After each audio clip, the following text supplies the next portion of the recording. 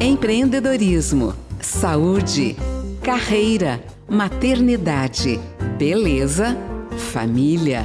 Tudo do universo feminino agora no Mulheres, na Paiquerê 91,7 com Cris Magalhães. Olá pessoal, tudo bem? Ótimo sábado, está no ar a 14ª edição do programa Mulheres na Paiquerê 91,7. Aqui, o protagonismo feminino tem espaço.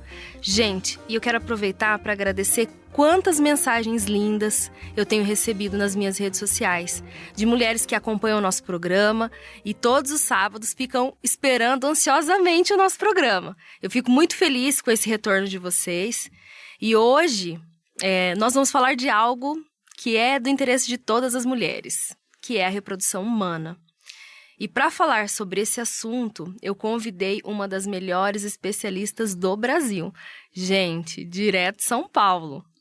É a doutora Paula Fittbeck. Ela é PhD, médica pela UEL, especialista em ginecologia e reprodução assistida pelo HC da Faculdade de Medicina da USP. É doutora em ciências médicas pela Faculdade de Medicina da USP. Título de especialista em reprodução humana pela Febrasgo e proprietária da clínica Mãe, unidade Londrina e São Paulo. Obrigada por você ter aceito o nosso convite, né, para participar desse programa. E é um prazer tê-la aqui com a gente hoje. Eu que agradeço o convite.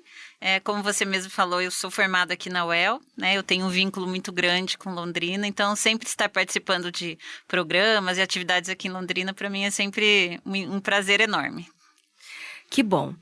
Doutora Paula, e são muitos anos de experiência e muitos estudos, né, para hoje você se tornar referência no mercado de reprodução humana. Eu tô na reprodução desde 2006, né, que foi quando eu comecei. Eu estava no meu 2º ano de residência lá no HC em São Paulo, e o primeiro convite que eu recebi na área foi nessa época, né, então faz um tempinho já, né. Que bom. E como que veio, assim, o fato de que você era, né, já médica, optou pela ginecologia, e como veio essa questão da reprodução humana na sua vida? Na verdade, tanto a ginecologia como a reprodução humana, eu costumo dizer que elas me escolheram, né? Então, eu tenho uma história um pouquinho engraçada em relação à residência, porque eu fiz a faculdade aqui, e durante todo o meu período da faculdade, eu planejava, fiz estágio e ser dermatologista, né? Então, todo mundo achava que eu ia ser dermatologista, falava que eu tinha cara de dermatologista, e acabou que eu falei, tá bom, vou ser dermatologista. Daí no último ano, nos 6 últimos meses, meu pai é ginecologista e obstetra, e a gente faz provas de residência, né? Sim. Então, você faz várias provas, e daí, na época, a gente estava fazendo inscrição, eu e os meus colegas, e lá na USP, no HC, eu falei, eu vou colocar ginecologia e obstetrícia. E daí até todo mundo que estava junto fazendo inscrição se assustou, né? Da onde, né? Nem eu soube muito bem. Eu falei, eu vou colocar, né? Lá é tão difícil, né? Complicado, não vou passar, vou colocar, né? E daí, no fim, acabou que eu fui muito bem na primeira prova, fui fazer a segunda prova e passei. Nossa, Então, quando eu vi que eu passei, eu tinha passado também em dermato, em clínica médica, em outros lugares. E daí eu falei, eu vou, né? Eu não vou não ir para a USP, né? Se isso estava dentro de mim, em algum lugar dentro de mim, deve ter uma razão. E daí eu fui. E comecei a residência e comecei a gostar muito, eu sempre gostei muito também da parte de oncologia. E eu comecei a gostar muito de mastologia, pela questão da onco, que é para tratar de câncer, Sim. né? E quando eu estava mais ou menos decidida, nesse 2º ano que eu te falei, né? Eu recebi esse convite de um dos maiores infertileutas, né, que o país já teve, que foi o Dr. Paulo Serafini, que estava com uma clínica que era mais respeitada, a maior clínica do país na época, e ele me convidou, porque eu tinha um vínculo grande com um médico daqui que chama Dr. Ricardo Mendes Alves Pereira, que é um especialista em endometriose, e a gente já era próximo, ele foi meu professor, ele tinha falado que eu estava lá no HC, Dr. Paulo estava entrando, e ele me chamou. Eu lembro numa reunião da clínica, falando, eu sou o Dr. Paulo Serafini, né? Você não quer conhecer minha clínica? Daí eu falei, quero, né? Eu era novinha na época, né? Imagine o Dr. Paulo me chamando. Falou, então domingo, 6 horas da manhã, você vai lá que eu vou estar lá fazendo coleta. Daí eu brinco que 6 horas da manhã, domingo, eu fiquei durante 7 anos e meio da minha vida, todo domingo, de domingo a domingo, 6 horas da manhã. Foi o tempo que eu passei lá na clínica aprendendo com o Dr. Paulo, o Dr. Eduardo. Então, assim, não foi tão rápido e nem tão fácil, mas valeu a pena, né? Foram muitos anos de aprendizado. E a gente acaba, né, vendo as oportunidades na vida. E foi uma grande oportunidade. Exato. E daí eu vi que também nessa área foi a mesma coisa que na ginecologia, né? Alguma coisa tinha ali que talvez estivesse preparada, né, para que eu seguisse. E daí eu me identifiquei. Então, desde aquele domingo, 6 horas da manhã, a minha cabeça mudou completamente para a reprodução. E aqui estamos. E foi com certeza de Deus isso, né? Porque hoje você faz essa missão tão linda, né? De ajudar a realizar sonhos, né? Porque são sonhos, você trabalha com sonhos, né? De mulheres, né? Sim, e são sonhos e momentos, assim, são decisões e momentos, são objetivos, talvez, né? Entre os grandes objetivos do ser humano, está entre os maiores, não o primeiro, o segundo, mas está entre os maiores, né? E você lidar com essa parte da medicina é algo realmente que você tem que ter, né, uma sensibilidade, você tem que ter uma dom, visão, né? diferente, né? E eu creio muito em dom, né? Então, com certeza você foi escolhida, né? Eu às vezes penso isso e também, assim, a gente também vai o nosso dom também vai se aperfeiçoando, né? Eu acho que a experiência também, né? Depois de alguns anos você vê, né, que, óbvio, o dom é importante, né? Mas ele é uma parte, né? Eu acho que tem o dom e você tem também, em tudo que você faz, a dedicação, né? Então, não adianta nenhum sozinho e nem o outro. Quando os dois estão juntos, né? Eu acho que as coisas são mais fáceis, né? Verdade. Bom, as pessoas hoje, elas têm muitas dúvidas, né, em relação à reprodução humana. Algumas até elas confundem. Você poderia explicar um pouquinho pra gente qual que é a diferença entre infertilidade e esterilidade? Sim, a infertilidade é quando o casal não consegue engravidar de uma forma espontânea e ele precisa de algum tratamento em reprodução assistida, né? Então, não quer dizer que o casal é infértil, que não consegue engravidar espontâneo, que ele não vai conseguir ter filhos. Né? Então, pode não ser de uma forma espontânea, né?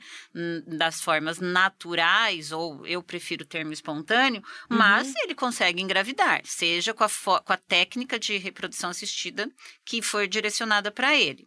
Já a esterilidade realmente é a incapacidade de uma gestação, seja ela espontânea ou seja ela através de reprodução assistida. Né? Então, um exemplo é algumas alterações genéticas na qual você não tem nem ovário, nem útero, né, possível de uma gestação, ou no caso masculino você não tem nenhum espermatozoide viável, né, próprio, então daí você acaba não tendo como ter a reprodução, né, com os gametas ou daquela mulher ou daquele homem, que é o óvulo e o espermatozoide, né? Mas hoje em dia também até isso, né, Cris, a gente pode também considerar, por exemplo, doação de gametas, útero, que é barriga solitária, que a gente chama de útero de substituição, né? Então, é muito relativo, né? Mas a gente pensando na questão óvulo, espermatozoide e útero seria mais ou menos isso, né? Ah, entendi. E em qual momento que essa mulher, ela descobre, tipo, quando que ela consegue descobrir que ela é infértil? A gente tem alguns parâmetros, né, na medicina que a gente segue para falar, isso tá normal, isso não tá normal, vamos fazer a investigação, né? Então, o que se viu na medicina? Que dentro de 1 ano, a maioria dos casais férteis, eles engravidam em 98% das vezes, tá? Então, por que você espera 1 ano para que você pense que esse casal é infértil, né? Porque você tem estatisticamente comprovado que nos primeiros 6 meses, 75% engravidam e no primeiro ano, 98%. Ou seja, você tem 2% de chance daquele casal. Não quer dizer que ele não vai engravidar depois, mas você já merece uma investigação para infertilidade, né? Muitas vezes, depois desse 1 ano, dá 1 ano e meio, esse casal também engravida sem nenhum tratamento, mas você já deve investigar. Se a mulher, né, se a menina tem mais do que 35 anos, pelas questões biológicas, né, pela questão da qualidade, quantidade de óvulos, que a gente vai falar, né, daqui a pouquinho, você já reduz esse tempo para 6 meses, tá? Então, resumindo, se você está tentando engravidar, mulheres, né, e casal, mas a mulher tem até 35 anos, né, 34 e 11 meses e alguns dias, você pode aguardar até 1 ano. Se você já tem mais do que 35, você deve aguardar até no máximo 6 meses. Não quer dizer que você não vai engravidar espontâneo, mas você já deve sim procurar um especialista. Entendi. Então, 1 ano é mais ou menos essa base, né? Perfeito. Bom, e como que é feito esse diagnóstico? Porque vai esperar 1 ano. Depois de 1 ano, a pessoa fala, então tá, fizemos esse processo, aguardamos, não aconteceu. Quais são os exames, essa investigação? De qual maneira é feita essa investigação para descobrir se uma mulher ela é realmente, ela, né, tem infertilidade ou não? Perfeito. Quando a gente vai investigar esse casal, né? Então, obviamente, a gente primeiro faz o exame físico, a anamnese, que é a consulta, né? Para você pesquisar desde o histórico do casal como um todo, até, né, fatores familiares, genéticos, enfim. E a gente pensa, né, assim, de uma forma, eu costumo falar para meus pacientes, quando a gente vai investigar por que não engravida, qual que é a forma mais espontânea de engravidar, né? Então, primeira coisa que a gente tem que investigar é a questão ovulatória. Né? Então, uma mulher que não ovula espontaneamente, é difícil que ela engravide espontaneamente. Então, muitas vezes a gente está frente a um fator ovulatório, como, por exemplo, o famoso ovário policístico, às vezes uma mudança metabólica muito grave, ou uma mudança muito repentina de peso, ou para mais ou para menos, alguns distúrbios de insulina. Então, muitas vezes a gente tem essas causas ovulatórias, né? Você tem algumas causas também já de falência ovariana, né, que hoje em dia é uma das principais causas, e a gente aqui está falando principalmente de idade, né, então idade a gente não está falando de 45, a gente está falando de 35, 38, no máximo 40, né, às vezes até antes, né, então hoje em dia a gente tem muito complicado isso, as mulheres com... Você acredita que pelo estilo de vida tenha mudado isso também? Sim, né, mas o mais importante, Cris, não é só o estilo de vida, é a idade mesmo, tá? Então, é muito comum a gente ter uma menina de 41, 42, 43, né? Uma menina, uma né? menina. Que ela passou a vida toda se cuidando, sempre comeu bem, nunca fumou, nunca usou drogas. E ela fala, mas meu médico sempre falou que estava tudo bem e eu tô ótima. Realmente, ela tá ótima, linda, maravilhosa, mas o ovário não tem botox, né? Que eu sempre costumo falar. O ovário, independente do que você faça na sua vida, se a idade estiver chegando, ele não vai acompanhar o resto. A idade do óvulo é o fator mais importante do mundo para engravidar, tá? Então, isso é uma confusão hoje em dia muito difícil. E a gente está falando de 35, 36, 37, 38 para frente, às vezes antes, né? Porque a nossa reserva ovariana começa a reduzir aos 30. Né? Então, e hoje em dia uma menina de 30 é uma menininha mesmo, né? Mas o ovário não. Então, esse é um fator determinante. Outras causas, né, ovarianas, falência ovariana precoce. Hoje em dia, causas relacionadas com doenças tubárias, que daí a gente entra nas tubas uterinas, que daí tem aquele exame que as mulheres têm muito medo, que chama esterossalpingografia, né? Que todas as mulheres pensam, esse exame dói. Realmente ele não é dos mais confortáveis, mas a gente tem que investigar causas tubárias. E entre as causas tubárias, principalmente a endometriose, né? Que é a famosa endometriose, que tão comum quanto a infertilidade, né? Ela comete Sim. 15% no mínimo das mulheres na idade reprodutiva, né? Assim como a Sim. gente estava falando da reprodução, né? A infertilidade, ela atinge em torno de 17,5% da população, né? Então, elas estão andando juntas. Não são sinônimos, mas estão. Sim. Outras doenças tubárias infecciosas, pós-operatórias, inflamatórias. E sempre lembrar do fator masculino, né? Porque não é incomum eu receber casais que estão lá 2, 3, 4 anos tentando, a mulher já foi virada de cima embaixo, já fez todos os exames e ninguém pediu um espermograma, Nossa. né? Ou muitas vezes ele não quis fazer o espermograma, né? Porque ainda existe esse mito, né? No livro tem os mitos e verdades de que a reprodução, né? Ela tem a ver, a fertilidade tem a ver com sexualidade. Sim. E não tem nada a ver, né? Então, ainda existe isso, principalmente do lado masculino, né? Esse mito de que existe uma correlação, mas não tem. Muitas causas masculinas, elas acontecem. E, para você ter uma ideia estatística, você tem 35% das vezes é mulher, 35% o casal, tá? E os outros 35, 30, só o homem, né? Então, você tem muita fator masculino. Tem. Quase como fator feminino. Quase igual da mulher. Mas, às vezes, ele também fica em segundo plano, né? E é um exame fundamental. Então, assim, reserva ovariana, fatores hormonais, fatores tubários e um espermograma, no mínimo um espermograma. É óbvio que a partir do espermograma, que é o fator masculino inicial que a gente parte, né, o exame inicial, você daí vai investigar mais complexo é fator masculino. Sim. Né? Eu costumo sempre solicitar a avaliação de um urologista especialista, né? Então, a gente tem, né, na nossa equipe, tanto em São Paulo como aqui em Londrina, porque muitas vezes você vai trabalhar em conjunto, né? É muito importante o fator masculino estar associado. E as mulheres, elas acabam também deixando cada vez mais para engravidarem mais tarde, né? A gente tem visto isso também, né, doutora? Eu acredito que você tem acompanhado ainda mais vários anos, né, nessa profissão. A procura geralmente aumenta por mulheres procurarem essa reprodução humana, porque já passou da idade, digamos assim, de engravidarem naturalmente, né? Hoje em dia é o principal fator, né? Porque Sim. se você pensar, né? Por exemplo, eu sempre costumo lembrar dos nossos pais e dos nossos avós, né? Por exemplo, a minha avó, acho que ela teve os 4 filhos dela até os 24 anos. A minha mãe me teve aos 24 anos e o último filho foi até um pouquinho tarde, que foi meu irmão, que ela estava com 33, né?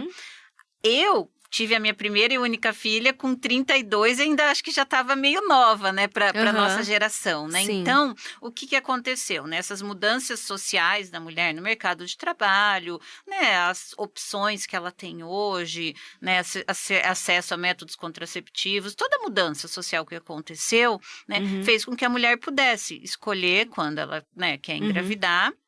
E tem a questão também, né, de não achar um parceiro, né? Que a gente sempre fica, né, com essa questão hoje em dia cada vez mais. Quer trabalhar, estudar, fazer mestrado, doutorado ou não, né? Quer viajar, né? Então, isso faz com que o tempo passe. E como eu falei, a partir dos 30 anos é que a gente tem que começar a pensar na nossa reserva ovariana. Daí entra o ginecologista geral, que tem que chegar para aquela menina de 30, 31, 32, 29 e falar, e aí, já pensou? Você não quer avaliar seu ovário? Vamos fazer os exames? Daí a gente vai conversar sobre isso. Legal. Bom, pessoal, o bate-papo tá incrível, mas a gente precisa ir para um breve intervalo e já voltamos com a doutora Paula Fitbeck. Fica aqui comigo no Mulheres na Paiquerê 91,7.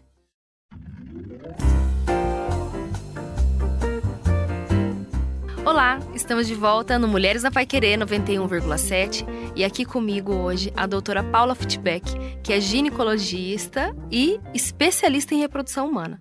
Bom, eu recebi um livro, gente, A Espera, que a doutora Paula escreveu em parceria com o Alfonso Massayer. Que legal. Ele é o meu sócio. A gente está juntos nessa área, né? Trabalhamos juntos desde 2006, desde daquela historinha, um tempinho. Que legal. Gente, esse livro chama A Espera. Ele é um guia definitivo, né, para a saúde reprodutiva e sucesso da gestação. Então, você que não sabe por onde começar, quer se tornar mãe, como cuidar do útero, como preparar, né, essa gestação e acompanhar todas as fases, né, da mulher. É um guia completo, né, doutora? Isso, a gente tentou partir desde o início, assim, explicar como que funciona o processo ovulatório, né, quando a mulher deve se preocupar com a fertilidade, quando o casal também, a gente abordou também o que a gente falou, quanto tempo deve esperar, quais são, né, a partir do momento que ela está investigando a infertilidade, quais são os passos, Sim. como funciona os exames, como funcionam os tratamentos, como que é a FIV, né, que é a fertilização in vitro, diferenças entre a inseminação, a FIV, partimos para a questão de abortos recorrentes, né, que é uma causa muito comum também, né, abortos, perdas gestacionais de repetição, tratamentos de homoafetivos, ovodoação, tem tudo realmente sobre a reprodução, né. E quem quiser comprar, onde que acha esse livro maravilhoso aqui, que vai ajudar muitas mulheres? Aqui em Londrina, na Livraria da Vila, ali do Shopping Aurora, que nós fizemos o lançamento lá, mas ele tá na Amazon também, que legal. No site da Amazon. Então você pode comprar na livraria aqui em Londrina, ou também pela Amazon e receber diretamente na sua casa. O livro chama A Espera, gente, é muito legal. Ele é um guia completo falando tudo sobre esse tema. Isso.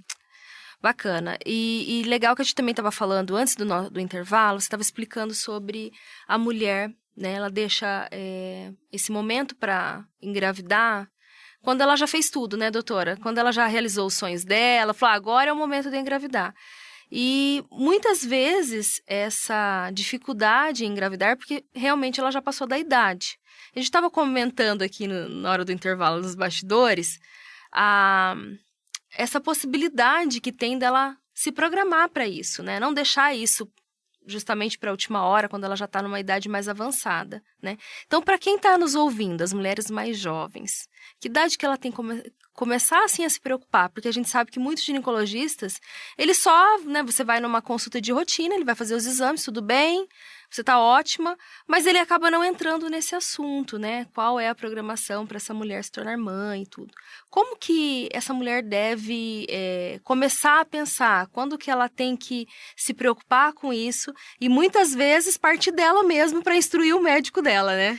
Olha, eu vou te falar que hoje em dia muitas pacientes, elas mesmas pedem os exames, elas fazem, porque a gente tem um exame que chama hormônio antimileriano, né? No livro está bem explicado. O interessante do livro é que a gente fez uma linguagem acessível, bem legal, assim, para que todos entendam. O objetivo foi esse, não é um livro para médicos, é um livro para as pessoas, né? Para elas entenderem.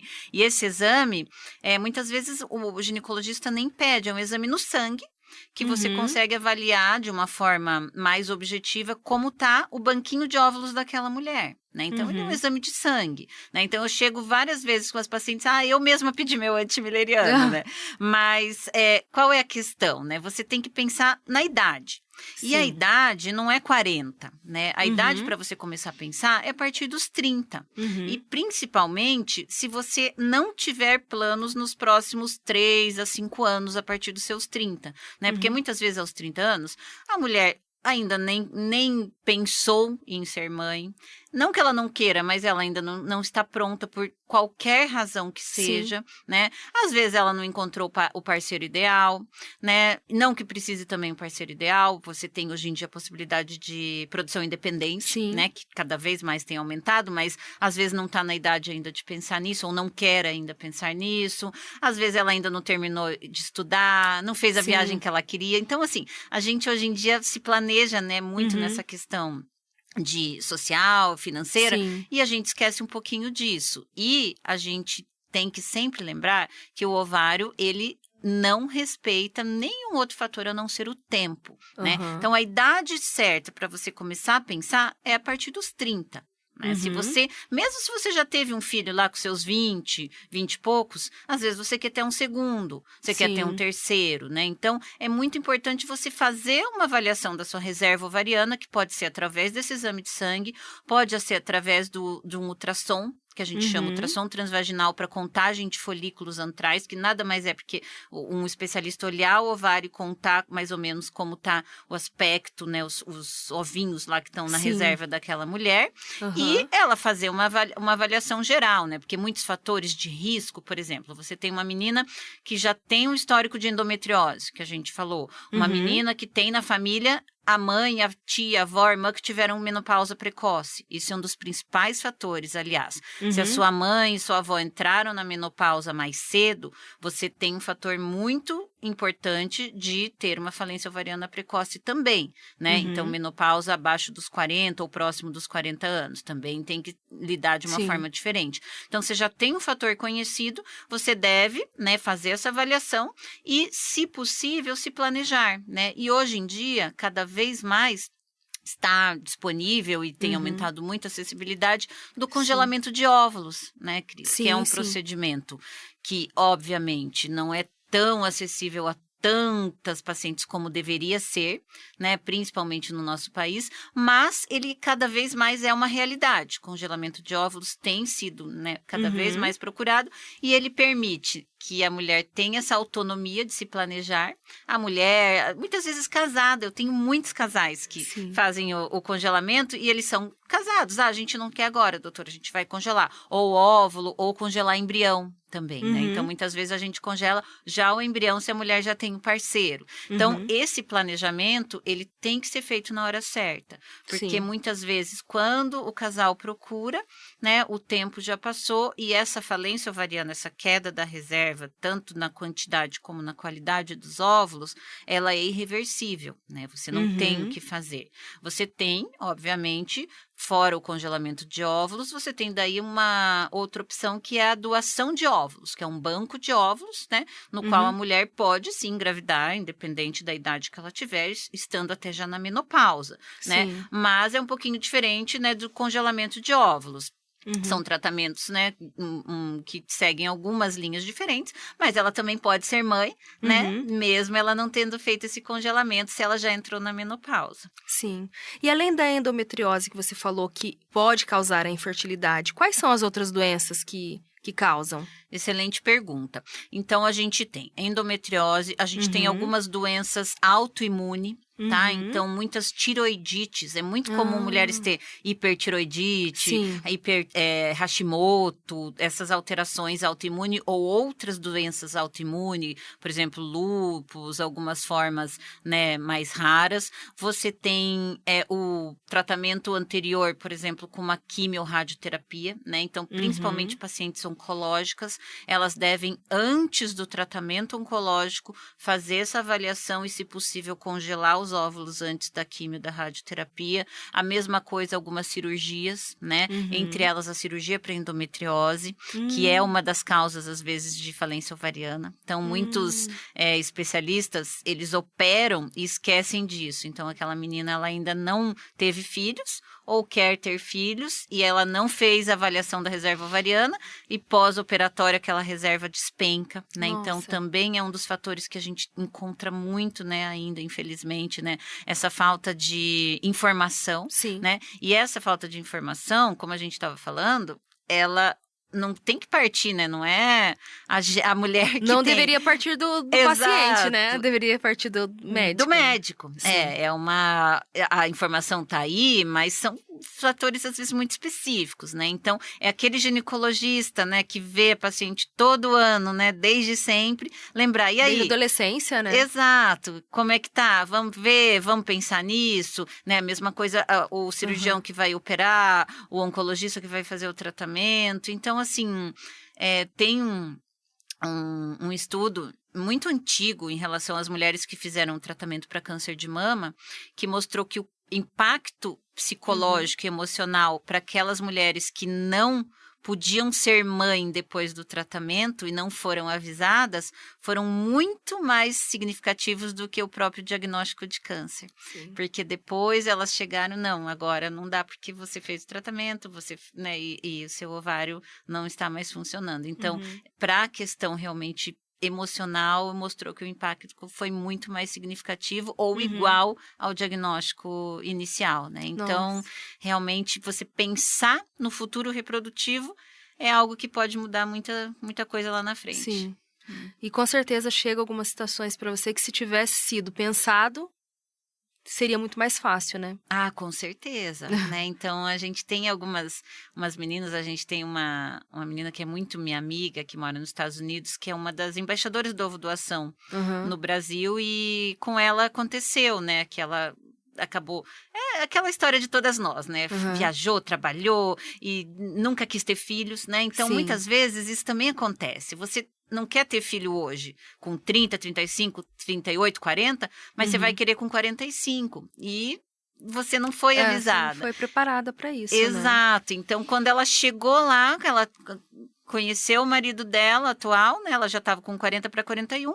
E nunca na vida tinha passado pela cabeça dela que isso poderia acontecer, né? Então, ela passou por vários tratamentos, né? Teve várias falhas, até que ela chegou no processo de doação de óvulos. Hoje em dia, ela tem 2 meninas lindas, né? Mas nem sempre você não querer ter filhos hoje quer dizer que você não vai querer ter filhos amanhã, né? Então, isso a gente muda, tudo a gente muda né? muito, né? A gente que, né, somos meninas de 40 e alguma coisa, a gente vê como a gente muda mesmo, né? E isso, se você não tivesse preparado, às vezes você realmente não tem, né, uma outra forma, a não ser partir para um plano B, um plano C, que é o que eu sempre digo, né? A maternidade, a paternidade, a família, ela tem, hoje em dia, todas as formas possíveis e imagináveis, e ela não depende de quem é o óvulo, o espermatozoide. Mas, né, se você puder ter um planejamento, se aquilo, né, for possível, por que não, né? E algumas pessoas até brincam, né, doutora? Porque até a Cláudia Raia foi mãe recentemente, né? Já com uma idade mais avançada. E daí a pessoa fala, se até a Cláudia Raia conseguiu, né? Hoje a tecnologia, ela tá bem avançada, né? Não, sim. E assim, hoje a gente tem diversos tratamentos. Você já falou de alguns, mas eu queria que você citasse hoje o que tem no mercado, porque a reprodução humana, ela avançou muito nos últimos anos. Acho que grande parte do avanço até tecnológico também, enfim. E é algo que vocês não param de estudar e não param de evoluir. Hoje, quais são os tratamentos que existem para quem quer optar por essa reprodução, né, assistida? A gente tem, assim, desde as técnicas menos complexas, né, que depende muito daquela investigação que a gente conversou, né, qual é a indicação, mas, por exemplo, quando a gente tem só um fator mais ovulatório, você pode partir principalmente para uma indução da ovulação, que é o ciclo inicial que a gente chama de coito programado, tá? Então, a gente usa alguns remedinhos para induzir a ovulação, você acompanha, né, aqueles ultrassons transvaginais seriados, exames de sangue da paciente até o pico ovulatório. É importantíssimo acompanhar, tá, gente? Que muita gente compra remédio ou até alguns colegas prescrevem sem acompanhamento. Isso é perigoso. Você não pode usar indutor de ovulação sem estar fazendo um segmento de seriado de ultrassom, né? Mas você faz esse acompanhamento, você induz o pico ovulatório, e daí depois você dá uma ajudinha na implantação com também alguns medicamentos, tá? Então, esse chama coito programado, é o primeiro, namoro em casa. O segundo é a inseminação intrauterina, tá? Que é o intermediário entre o coito e a FIV, que é a fertilização in vitro. A inseminação, você também induz a ovulação, você faz esse acompanhamento, mas quando o casal vai ter relações, em vez dele só ter relações, você faz um preparo seminal. Então, você coleta os espermatozoides no laboratório, que é como se fosse o espermograma, e você faz uma capacitação. Você deixa aqueles espermatozoides mais fortes, mais concentrados, e com um catéter de inseminação, você injeta dentro do útero. Então, por isso que chama inseminação intrauterina, tá? Qual que é a diferença em um e o outro? Você meio que corta um caminho. Você deixa o espermatozoide mais concentrado e põe ele lá dentro do útero. Mas todo o resto, que é a tuba, ter que fazer o trabalho, o espermatozoide encontrar o óvulo, o embrião, tudo isso é natural. Então, ele tem algumas indicações, por exemplo, fatores masculinos leves, alguma dificuldade no coito. Então, fatores, por exemplo, 2 meninas que estão tentando engravidar e não tem nenhum fator tubário. Então, ele é mais simples, né? E os resultados, obviamente, também não são tão altos como da fertilização. E o terceiro, que é a fertilização in vitro, que ela vai induzir ovulação também, mas daí com remédios numa dose mais alta, porque daí eu vou controlar quantos ovinhos a gente vai ter, quantos embriões a gente vai formar e quantos embriões a gente vai pôr no útero. Então, você dá os remedinhos, que geralmente são aquelas injeçõezinhas na barriga, né, que a meninada tem um pouquinho de receio, mas hoje em dia eu falo, é igual a canetinha de Ozempic, então quase todo mundo já viu, né, ou já usou, então não é tão ruim assim. São 10 dias de injeçãozinha, esse mesmo controle, e a gente faz o pico da ovulação e coleta os óvulos. Então, eu vou com a paciente anestesiada, dormindo, é uma anestesia na veia, pego os ovinhos lá de dentro do ovário, pega o espermatozoide igual ao espermograma, fertiliza in vitro, ou seja, o embriologista vai pegar um espermatozoide, pegar um óvulo, formar o embrião no laboratório e daí depois eu vou colocar o embrião pronto dentro do útero. Né? Então, essa é a fertilização in vitro, que daí ela pode ser ou natural, que é no laboratório, você deixar os espermatozoides, que é a clássica, ou a mais complexa, que é a que a gente mais faz hoje em dia, que é a ICSI, que você vai selecionar o melhor espermatozoide e colocar dentro do óvulo maduro. E dentro desse contexto da FIV, você também tem hoje em dia até a possibilidade de fazer uma biópsia desse embrião antes de colocar no útero da mãe. Por exemplo, para ver doenças genéticas, você vê doenças cromossômicas, né? Então, assim, existe uma gama de... Porque já é um processo, assim, né, mais completo, digamos assim. Só que aí, pelo menos, você já tem também a certeza de como está, né, o óvulo, como está aquele embrião, é isso, seria, né? Isso. Se ele é saudável, se... Você consegue ver, por exemplo, na biópsia mais tradicional, você consegue ver todos os cromossomos. Então, por exemplo, síndromes, né, alterações que estão relacionadas principalmente com a idade do óvulo, com perda gestacional, né, abortos espontâneos. Você consegue analisar antes desse embrião chegar no útero da mãe. E em algumas famílias, você tem algumas doenças que a gente chama de monogênicas, que são doenças genéticas, que está na árvore genealógica de todo ou essa mulher ou esse homem.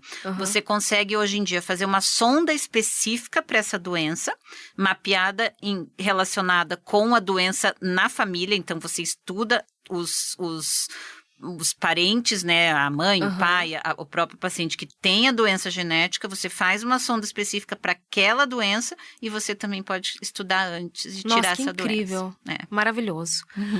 Bom, doutora, nós vamos para um breve intervalo e na volta eu gostaria que você respondesse uma pergunta pra gente que com certeza todo mundo tem essa curiosidade, né? Que seria os riscos e benefícios dos tratamentos de reprodução assistida. Mas é depois do intervalo, então fica aqui comigo que na volta a doutora Paula vai responder essa pergunta pra gente.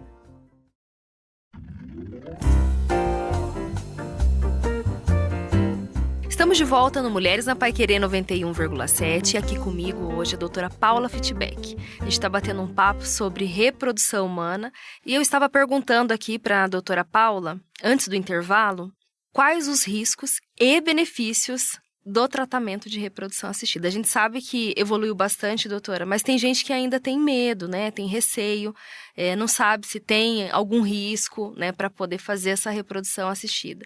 Então, tem riscos, não tem? Quais são? E quais são os benefícios também?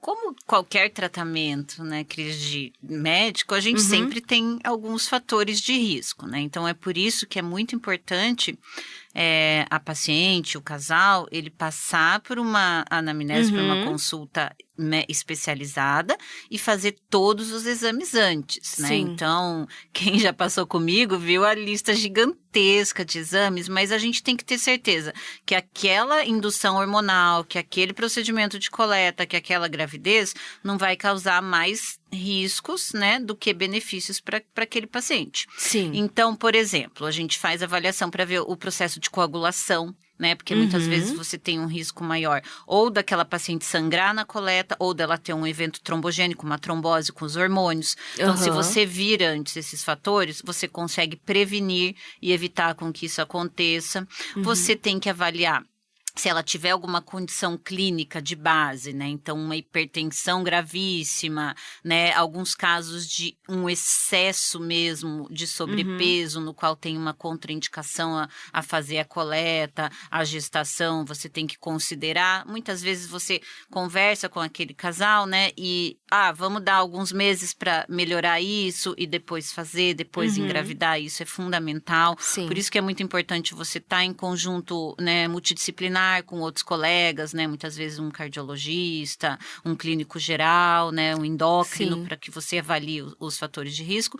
Mas posso te dizer, assim, que são pouquíssimos, né? Sim. Os riscos no tratamento mudaram muito, porque hoje em dia a gente tem protocolos que são já voltados, né, para um congelamento, para ter menos risco, que foram desenvolvidos para pacientes com câncer. Então, você consegue manter aquele risco muito menor, né?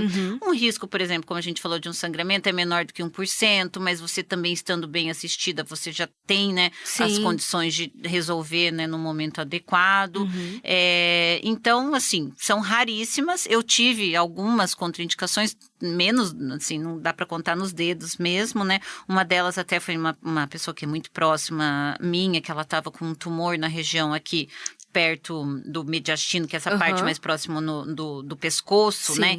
Então, ela não poderia passar por uma anestesia, então foi contraindicado, né? Mas são raríssimos.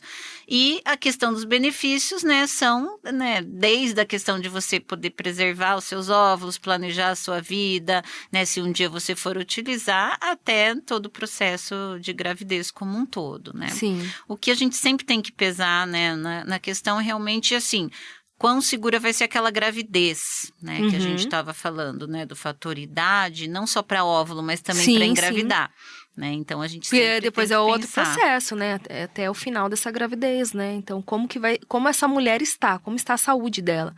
A gente estava até brincando agora aqui, né, na hora do intervalo, falando sobre o caso da Cláudia Raia, né, que engravidou com 55 anos. Mas é uma mulher que se cuidou a vida toda, tinha um estilo de vida muito saudável. E também isso é importante, né, doutora?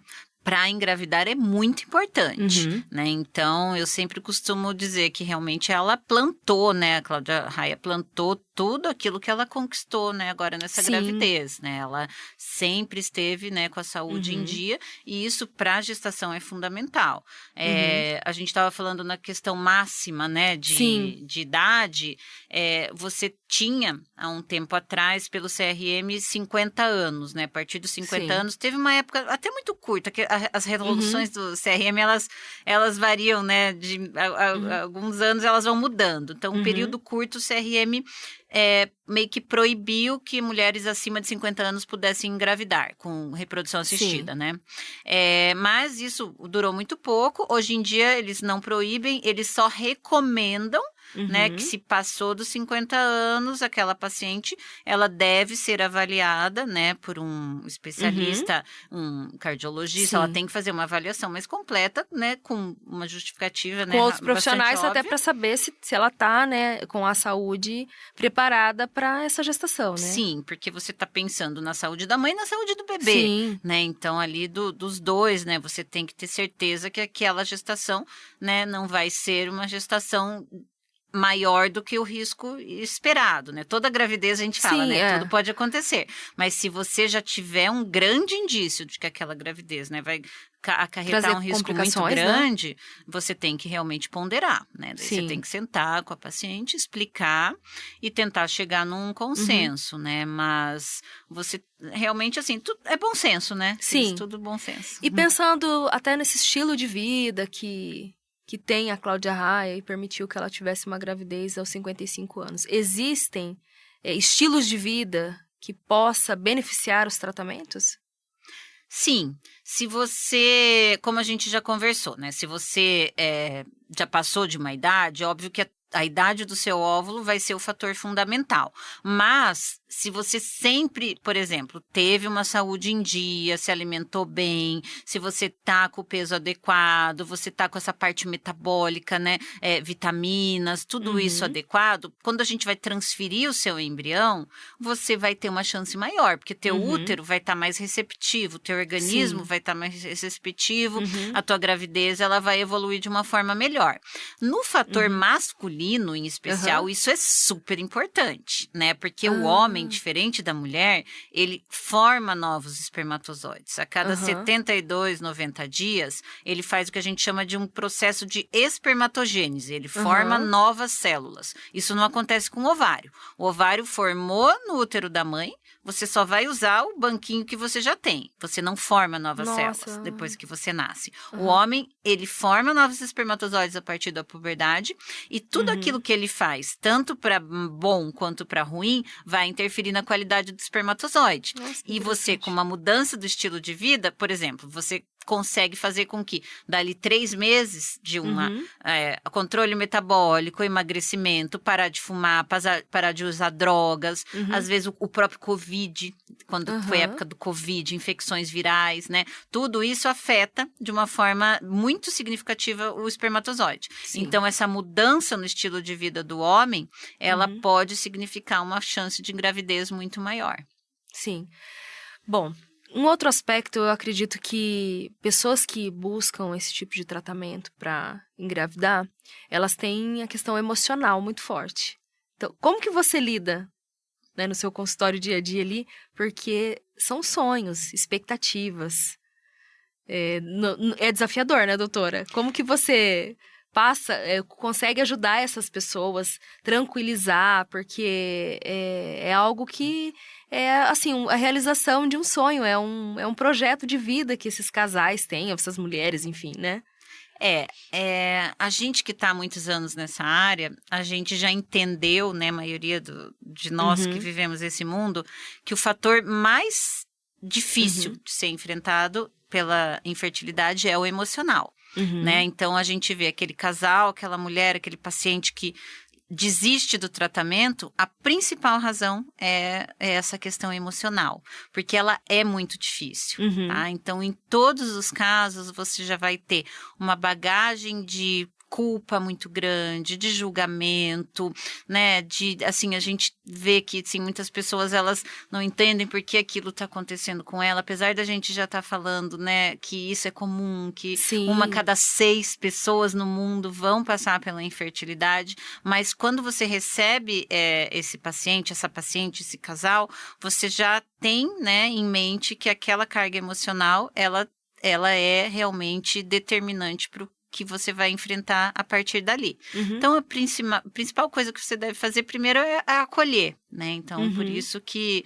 a gente vê que a escolha do profissional, né, é muito ela importante. Depende muito disso, porque é um momento de muita sensibilidade, né, de realmente você estar enfrentando algo que ninguém, né, no fundo, espera, né? Sim. Então, essa parte emocional, ela tem que ser realmente feita de uma forma individual, né, porque cada um tem suas dores, cada um vai enfrentar de uma forma, né? Sim. Você tem que ser honesto, né, mostrar, eu tenho uma apresentação de PowerPoint, quem passa comigo sabe, que você tem que mostrar também, né, não só como funciona o tratamento, mas também tem que mostrar as estatísticas, né? Você tem que ponderar, né? Até que ponto, né? As expectativas, elas devem ser analisadas, como você deve seguir. Então, você realmente agir de uma forma, né? Assim, sensível, acolhedora e honesta, eu acho que é o principal caminho.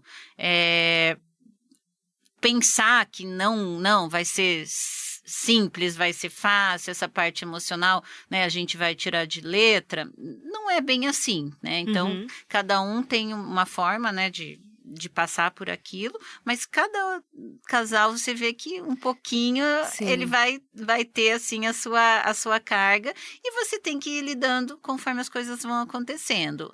O negativo, ele é muito difícil, né? Então, nem sempre o tratamento dá certo no primeiro, às vezes no segundo, no terceiro, né? Até mais. E por mais que a gente queira, né, que aquilo aconteça Sim. de primeira vez, Sim. às vezes são fatores que a gente não controla, né? Então, também tá alinhado, né, para no momento Mas e o disso fator acontecer, emocional pode prejudicar também esse momento? não como uma Dificultar? forma determinante, Aham. tá? Isso os estudos já mostraram e até já mostraram, né, o quanto às vezes injusto e cruel é para você lidar com isso e a paciente achar que, nossa, só porque eu fiquei nervosa a culpa é minha, né? Então isso geralmente fica Sim. a mulher, né? A mulher tem essa mania, né, de culpar-se, né, a si mesma. Ai, e E às isso vezes é o homem, né, injusto. cria também essa expectativa e coloca essa culpa também na Nele ou parceira. nela, É. né? Nossa, aquelas frases, né? No livro tem aquelas frases infelizes, né? Ah, relaxa que você não engravida porque você tá nervosa, Ai, sabe? Essas aham. bobagens. Então, às vezes, faz com que isso piore ainda mais, Sim. né? Não que o estresse vá ajudar, né? Óbvio que não ajuda em nada, né? Se você conseguir alinhar, né? E você, às vezes, você tem até pacientes que precisam de às vezes não, muitas vezes, em quase 100% das vezes costumo conversar sobre isso e, se possível, indicar especialistas. A gente tem aqui na nossa equipe de Londrina 2 psicólogas especialistas na área Muito maravilhosas, importante. né? Então, você estar, né, com essa parte emocional equilibrada vai te ajudar como um todo, mas como tudo na vida, mas não vai ser só o estresse que vai te deixar infértil, sabe? Então, a gente tem que tirar um pouquinho esse mito, porque muitas mulheres, às vezes, sentem, porque é impossível você não ter estresse nesse Claro, tratamento. e não tem como, todo mundo é estressado hoje, né? Então, A e daí, vida hoje é daí assim, você vai né? lá, enche a menina de hormônio, né? Coloca um monte de injeção e daí faz o procedimento. Imagina aquilo tudo, como que não vai gerar um estresse? Mas se você conseguir equilibrar, né? Óbvio que você vai ter uma melhora como um todo. Mas o fator, assim, ela não engravida ou ele não engravida pela questão emocional isolado, isso não existe, né? É um equilíbrio de tudo. Sim. E quais são as opções, assim, você comentou que alguns casais, eles acabam não conseguindo. Nesses casos, depois de várias tentativas, o que é feito? Dos momentos mais difíceis é isso, porque tudo a gente tem que também saber a hora de parar e pensar, vamos mudar de caminho. Esse caminho não está dando certo, né? Então, quando você tentou de todas as maneiras possíveis, né, com os gametas, que são os espermatozoides e os óvulos daquele casal, e não deu certo, você tem que pensar em doação, tanto de óvulos como de espermatozoides. Né? Isso, muitas vezes, é o único caminho. É um caminho obrigatório? Não. Daí você tem que conversar com o casal. Vamos partir para esse caminho, vamos conversar sobre isso. Daí, nesse momento, a participação do psicólogo é essencial para nos ajudar, e não é qualquer psicólogo, um psicólogo que esteja especializado nessa área, né? Então, que é muito significativo, porque é uma decisão bastante importante, e a partir do momento que você chegou à conclusão de que você não está no caminho certo, também não adianta você ficar insistindo, né, por todas as razões, né, físicas, porque também acaba também tendo um excesso de hormônios, emocionais, como a gente falou, financeiras, né, então você tem que ponderar. Isso pode acontecer também às vezes no útero, né, então muitas vezes não é o embrião, não é o óvulo, não é o espermatozoide, é o útero. Então você tem a opção do útero de substituição, que é a barriga solidária, né? Que no Brasil você não pode fazer aquela barriga de aluguel que você faz, por exemplo, nos Estados Unidos, alguns outros países. É barriga solidária, não tem fins lucrativos, tem uma série de normas, né? Então você tem que ponderar essa questão. E você tem também, além de doação de óvulos, espermatozoides e útero de substituição, você tem a doação de embriões também, que às vezes você pode também partir para o embrião doado, né? Que daí também é uma outra alternativa. Então, são várias alternativas. São várias alternativas, né? E eu já tive muitas vezes casais que também falaram assim, doutora, a gente vai adotar, né? A gente vai adotar e já tentou tudo, né? Então tentou tudo, a gente prefere partir para a opção da adoção, o que é lindo, é maravilhoso, e a gente, assim, quando o casal tem essa opção, também a gente apoia, e eu tenho vários casais que fizeram isso, e é aquela questão, a família, o amor, a maternidade, a paternidade, ela tá muito, muito além, né, de vários fatores, então dá tudo certo, mas você sempre tem que ter essa conversa e você tem que entender o momento também de parar, porque você daí, a partir do momento que você tem certeza que aquilo não está indo bem, que não é o caminho certo, daí você já acaba entrando numa prática, né? Então, você tem que também pensar dessa forma. Sim. E que conselho que você daria para quem está nos ouvindo hoje e sabe que tem problema de infertilidade e quer buscar um profissional que vai ajudar nesse processo? Eu daria 3 conselhos. O primeiro deles é: não demorem. Né? Então, como a gente falou, a idade do óvulo é fundamental. Então, principalmente isso para a mulher. Né? Falam, mas a idade do óvulo, só o óvulo, o espermatozoide não importa tanto? Importa, mas é muito menos e é muito mais tarde. Né? A gente está falando de 55 anos, 50, a gente não está falando de 30. Né? Então, não demorem. Né? Se você não consegue engravidar, passou de 6 meses, 1 ano, corre atrás, porque muitas vezes esse tempo ele vai ser, né, muito caro o preço que você vai pagar. Então, não demore.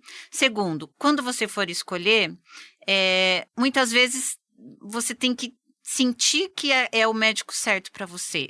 Não olha só o Instagram. Sim. Não que eu não goste de Instagram, mas todos nós, eu tenho Instagram, eu vivo também, né, essa vida do Instagram.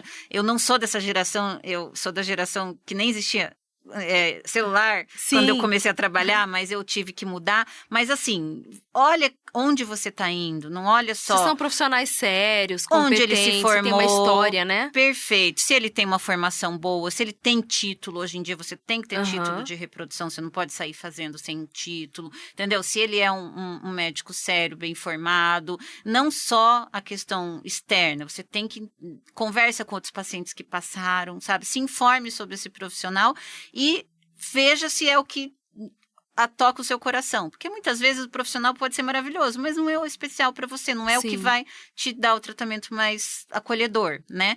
E cada um tem um perfil, então pense nisso. E terceiro, se possível, persista, né? Não desista, ele demora às vezes não é na primeira vez, não é na segunda, não é da terceira, descanse, para um pouquinho, mas não desista, porque se você não desistir, em quase aí 100% das vezes, nunca é 100, infelizmente, mas se você realmente for persistente, o teu positivo vem. Que legal. Bom, doutora Paula, eu gostaria de agradecer a sua presença, por você ter compartilhado todo o seu conhecimento com os nossos ouvintes. E você que está ouvindo e quer saber mais, conhecer um pouquinho melhor o trabalho da doutora Paula, siga ela nas redes sociais, doutora Paula Fitback, e da clínica dela também, que é a Mãe Medicina. Isso, e tem a Mãe Medicina Londrina também. Legal, gente. Siga ela, que lá tem muitas dicas. Ela compartilha bastante conhecimento dela também. Aqui, lógico, a gente conseguiu falar um pouquinho para vocês sobre o tema, mas com certeza lá tem muito mais informação, né, doutora? E qualquer dúvida também pode me mandar lá no privado, lá no Instagram, que eu também tento ajudar na melhor forma possível. Obrigada, doutora.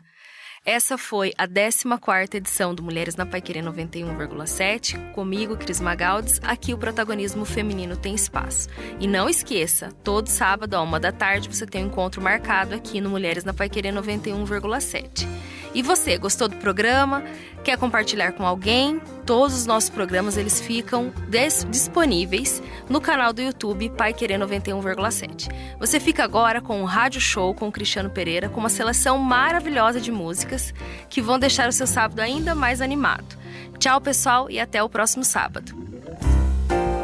Todo sábado, à 13h, na Paiquerê, nosso encontro marcado no programa Mulheres na Paiquerê 91,7, com Cris Magaldes. A cada semana, um bate-papo com uma ou mais convidadas especiais. Acompanhe a programação do Mulheres pelo nosso Instagram, @paiquerê917. Os programas ficam à sua disposição no canal da Paiquerê 91,7, no YouTube.